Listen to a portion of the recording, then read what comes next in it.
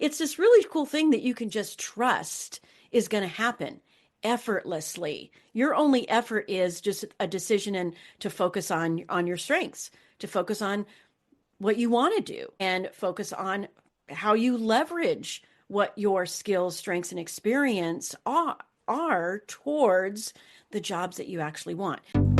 Welcome to the Love Your Work Life podcast, where you will get encouragement, strategies, all the things you need to love your work life. This is about transformational, strength-based coaching for career, for leadership, for life. I'm your host, Elissa Shuck. Let's get started. What's so cool is when you know what your strengths are, and now you start putting in some things that will stretch you and develop your strengths, then you just go from strength to strength to strength. So you don't have to worry about your weaknesses. They will be obsolete because your strengths will carry you and they will help you define what's important, which brings us to today's topic is how to find the opportunities that really align with you. That's why identification of your essential skills, your natural behavioral strengths traits is the foundation. Because if a job search puts you in a hole, you've got to get to even. You've got to get to that place of, okay, I know who I am. I know what I bring from just that personal strengths perspective. Then you start building on that. You can't find the jobs that align to you unless you have that first step covered. And if you've ever found yourself on, the hamster wheel of repeating, getting in jobs that don't feel good, getting in jobs that don't fit over and over again, then it's likely has to do with those jobs not tapping into your strength zone. That's what's so really cool about this process is, it's not just, hey, I'm self-aware, I know my things, hey, I can see the jobs that align. Our brains actually have this mechanism called the reticular activating system. It is a process in our brain that shows us the things that we are focused on. So think about this. Maybe you decided to buy a new car. Maybe you decided there was this handbag that you really, really wanted, or, some kind of a new watch. Think about something that you really wanted and you wanted to the point where you were thinking about it a lot and you were focused on it and you were trying to figure it out. Well, the reticular activating system kicks in. And I know you've experienced this because I have too, and it's just brain science is the more you focus on it, pretty soon you start seeing that thing everywhere. Oh my gosh, that person has on the watch that I want. Oh my gosh, there's the car that I've been thinking about driving along the freeway, or you're standing in line at a coffee place and someone has the handbag that you've been thinking about. This isn't just coincidence. This is your brain saying that was important to you. Cool. I'll show you more of that. That's why this self-awareness that you're bringing into finding opportunities and finding your alignment with opportunities is so important, because the more aware you are of your strengths, the more focused you are on them, the easier it's going to be to find the jobs that align to you, because your reticular activating system is supporting you in that effort. So, sorry, RAS rant. I love teaching about the reticular activating system because it's this really cool thing that you can just trust is going to happen effortlessly. Your only effort is just a decision and to focus on your strengths, to focus on what you want to do and focus on how you leverage what your skills, strengths, and experience are towards the jobs that you actually want. That's why all these puzzle pieces fit together. If you're like me and you've had somewhat of an eclectic career history, meaning that you have done lots of things and you can do lots of things and you have lots of interests, sometimes that can actually feel either overwhelming or just have you absolutely stuck because you're not sure where you go from here. This is going to really help you define that. Now, one of the first things that you're going to do is just give yourself a little appreciation. Think about the things that you've really enjoyed in your work life. Maybe it's the people. Maybe there was just the people that you worked with that you got along with and everybody meshed so well and people were collaborating. This is the time to amplify what you appreciated, what you enjoyed, anything that's good. You can leave the stuff that doesn't add value to you behind. What you take with you is all of the value add, all of the feel good stuff. So take a moment, even right now. What would you say is what you appreciate most? I know when I look at my career, I would have to say what I appreciate most are the people that I worked on some really good teams with really good people, and we just knew each other. We just knew how to come together as a group. And that could be me as a leader or executive coming together as a group with my counterparts, but it could also be me and my team. And how pleasurable is it to just like see a team that's really cohesive and coming together and in a powerful way? So look for those things about your career that you can appreciate. And the more you think about it, the more it'll actually come. I have this theory I'm working on, and that is what I call fractal thinking. If you're familiar with fractals, it's a mathematical process, but it's also something we see in nature. So when you see something like a fern and you've got the main leaf, but then you look at all the other leaves, they're like little duplications of the main leaf. But they're expanding and growing, and they're basically expanding on the main thought. That's how I think about it when I'm thinking about this concept of fractal thinking is the more you expand on your main thought, and in this case, it's what do I appreciate, then you'll get this outward spiral. And if you look up fractals, if you do a YouTube search, you'll see that a lot of times they're kind of spiraling. Well, this is such a cool process because when you start thinking about things that you love, things you appreciate, things that you enjoy, the more of those that you will think about. Here's what knowing what you appreciate is going to do for you. It's going to help you find the things that you will appreciate in the future. Those opportunities will be more visible to you as you start to job search, as I said, through the reticular activating system, but you'll be more discriminating as well. You'll look at those job posts and job descriptions with a more critical eye, asking the question, does this align to me? Are these things that I will actually enjoy doing? You'll be able to identify those things because you know it about yourself first. You've connected the dots for yourself first, which means it'll be much easier for you to connect the dots to the jobs that align to you. Now, the next thing that I recommend, and this is something that I think it's one of the simplest yet most powerful things you can do to unpack your brain when you're trying to connect the dots and find the things that align to you and evaluate opportunities, not just can I do this stuff, but is it actually going to tap into my strengths, is to write out an accomplishment about something you're really, really proud of. What this does is it changes your brain chemistry.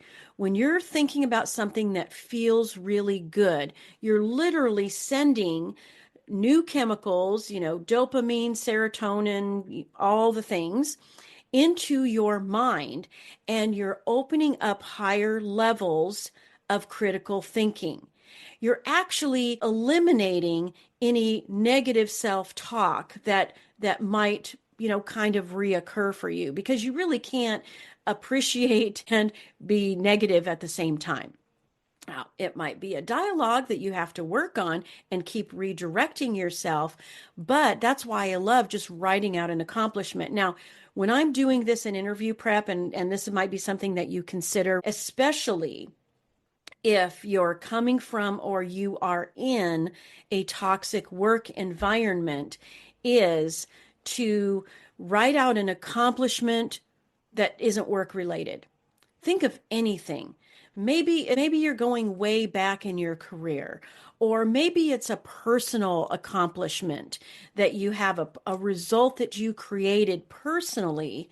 When you write that out and you put as much detail in it as possible, to the point that you're reliving the emotional joy, happiness, fulfillment of it, that's all you really need to turn on those higher critical thinking chemicals. So any accomplishment will do. Like I said, especially if you're in a toxic workplace, you need to find a way to overcome that. Now, once you get that accomplishment, then you can go back to your career. So either it's a recent or way back work accomplishment, or it's a personal accomplishment. But whatever you do from that point, what you're going to do is you're going to come back to what you can feel grateful for. There's always something to feel grateful for. Even in the harshest of work environments, you can feel grateful for something. There was a time when I got demoted. And it was, trust me, it was rough. The whole way leading up to that, the PIP, the meetings with my boss, all of the things. And I was trying everything I possibly could. I was working in an industry that there just was not a lot in my control. I was put on a PIP, and then ultimately I got demoted. And I worked for someone who used to be my counterpart. We were equals. We were colleagues. And when I went to work on his team as one of his managers, he would have all of us get together, and he would I remember this like it was yesterday. The very first team meeting he had with his managers, he asked us to all go around and say something that we appreciated, say something we were grateful for. And I'm telling you, my friends, like I couldn't think of anything. I had just gotten fired for all practical purposes. I was allowed to stay in the company in a different role, which was helpful and led to other things that were really, really awesome. I wouldn't actually be here today if that hadn't happened to me. I'm absolutely convinced. But in that moment, I was having a really hard time. And the only thing I had was that a couple of people on my team gave me a card expressing how much I meant to them. Even though I got demoted, we were an awesome team. We were encountering a lot of struggles, and that was the one thing. There was nothing about the role that I felt like I could appreciate, but I appreciated the relationships. I was grateful for the opportunity to impact people, even in a small way. And maybe that's you today. Maybe there isn't a lot to appreciate, but the cool thing is about our brains, when we ask ourselves great questions, our brain will give us the answer. That's just the way it is. And sometimes we're asking ourselves unhelpful questions like, what's wrong with me? Well, guess what? Your brain's going to tell you what's wrong with you. But when you ask what's right with me, what can I appreciate about my situation? What can I be grateful for in my career? Your brain will tell you, and that'll be another brick on that foundation. You've gotten out of the hole, you've connected the dots for yourself, and now you're starting to build the bricks in alignment with the roles that'll be a great fit for you, with the opportunities that'll really help you leverage everything about yourself that you want to leverage. I always think about job searching, especially if you're confused and you're just not sure what's next. Quite frankly, that's exactly the place that a lot of my clients, the reason why they come to me is they just feel lost, they feel confused and overwhelmed. And we really want to spend some time working out this process that I'm talking about with you. Because if you're lost, then you've got to figure out what's next for me. And these strengths are this internal magnet pulling you towards something. So when you pay attention to it, that's such a great clue. And when you are drawn to something, it means it's connected with a strength, and it means that it's probably something that you maybe have, if you've never done it before, but you feel drawn to it, it's probably an underdeveloped strength. If it's something that you're drawn to and you've already invested in it, then maybe it's a higher level for you to go in your career. Maybe you're going to go from being an individual contributor to a leader because you're just drawn to mentoring situations, to presenting, to training, to helping the people around you. If you're known for that, then and you love it, then maybe that's a clue. So when you think about it like this, what are you drawn to? Then you go back and you write down any work and task activities that you find are particularly satisfying. What feels rewarding? You may not even be able to put words to it, but you'll know it when you feel it because it just creates a sensation that maybe it's like a flow state where you just lose time doing that thing. Maybe it's something you do in your personal life, and now your focus is going to be looking for a way to integrate that into your work life. My background, my education was in art education and art studies. So if you think about it, it's kind of natural that eventually I would gravitate towards roles that were based on creativity and branding and marketing and eventually product development, storyboards and inspiration. There are these threads that you're looking for, and you've got some in the past, and you want to look at it holistically as well as specifically so that you can start to create those alignments for yourself. So ask yourself the question, what tasks and activities do I find satisfying? Another good clue about your strengths is there might be some areas for you that you've experienced rapid and effortless learning. When I was starting to get into marketing and branding, it was like an unquenchable thirst. I was seeking out everything I possibly could, and I found it effortless. I found learning to be a rewarding experience. It didn't feel stressful for me to learn the ins and outs of branding and marketing because it was already a strength. It was tapping into something that I already possessed innately. So think about that for yourself. These are all clues for you. So I'm going to ask you some questions to really think about when it comes to aligning yourself to those roles. If you could wave a magic wand and you could just say, you know what, this is the ideal. Now, don't let yourself talk yourself out of having some fun with this. This is the genie. This is the magic wand. If you could have anything in the world be your job where you spend 30% of your life, what would that look like? I want you to just give yourself permission to visualize that, to write it down.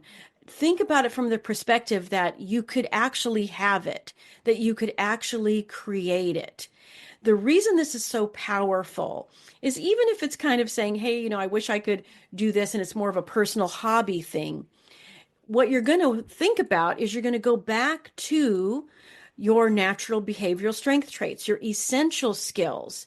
And you're going to say, now, what is it about this that taps into my essential skills? Your essential skills are not limiting. They are a lighthouse. They are a compass to help you evaluate the tons of opportunities, the tons of potential that's out there for you. I'm kind of into quantum physics and very, very layman's. I'm not a scientist at all, but I love the concept because it's infinite. It has infinite possibilities. And that's why once you start narrowing this down, you can start to see like, hey, these strengths actually empower any number of possibilities for me. And your strengths are a way to kind of sift and sort through those infinite possibilities that are available to you. It's incredible. So if you could wave that magic wand, what would it look like? And now, like I said, you're finding the common denominators between your strengths, but you're taking it closer to career path and roles by looking for the common denominators between what you've been doing and what you want to do, what you are good at and what you want to be better at, what trips your trigger, what makes you feel like you're in a flow state, and what you want to do in the future. You're looking for those crossovers. You're looking for the intersections of what you have been doing, what you envision yourself doing through that magic wand exercise, and then what you could be doing. Maybe it's in a different role, maybe it's in a different industry.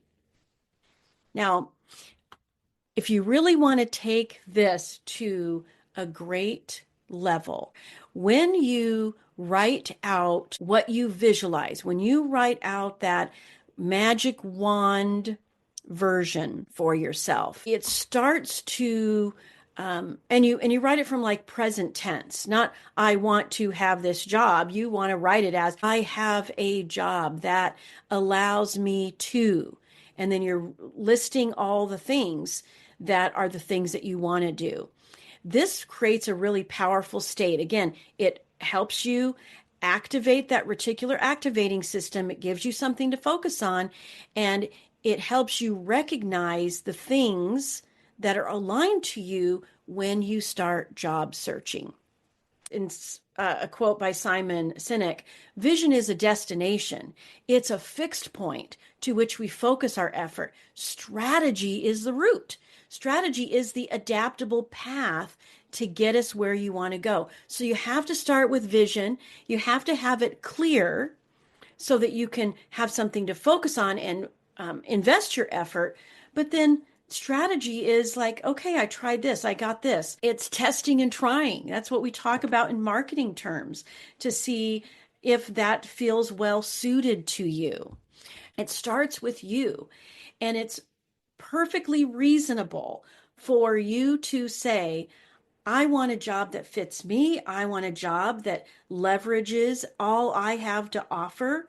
I want to be part of something where I know I'm contributing in a meaningful way. That is how you find the opportunities. That is how you find the jobs that align to you, is that you decide what you want. And you have such a clear picture of it that A, you'll see the jobs because that's just the way it works. B, you will know how to properly evaluate so that you're not getting yourself into another situation that is going to end up with you hating life. Don't want that to happen. Absolutely not. Look for those hard skills. Look for those transferable skills that can be plugged in to new industries on different teams in new ways. They are there. but you have to look for them. And I'll give you a little trick here that I learned from Tony Robbins. When you ask yourself, what skills do I have?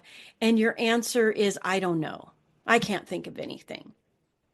If you're very blocked, then that might be that might be an answer that your brain gives you. But here's a hack around that. If I did know what hard skills and transferable skills I had that would empower me to do that job, what would they be? It's such a great hack to get out of the I don't know, because I don't know is actually a lie. I don't know is your brain's protective mechanism keeping you safe from going out into the unknown. So when you ask yourself, if I did know what those skills were, what would they be? Use that if you feel stuck. It's such a great little hack. Thank you, Tony Robbins, for that. Another great question. If I did know what's next, how would I go about getting it? If I did know what's next, how would I go about creating it? These are powerful questions that you can ask yourself. I'm sure you can tell I'm really so passionate about this because I know without a doubt that once you start connecting the dots for yourself, it gets much easier to find the roles that align to you, to find the opportunities that fit you perfectly. A job search is an action-filled process, and action is best when it's inspired because you know, and you feel really good about it. It's so much easier. And it does start with you. It does start with that self-awareness and just knowing that you have it. You have what it takes, and you have the gifts, the skills, the talents, the essential skills, the experience that someone is looking for. Let's make it happen. If you like listening to this podcast, I invite you to visit the Love Your Work Life website at elissashuck-careercoach.com. On the site, you're going to find free resources and information about all of my coaching programs, everything you need to land a great job, advance your career, and lead and build an awesome team. And of course, don't forget to subscribe to this podcast and don't forget to follow me on LinkedIn.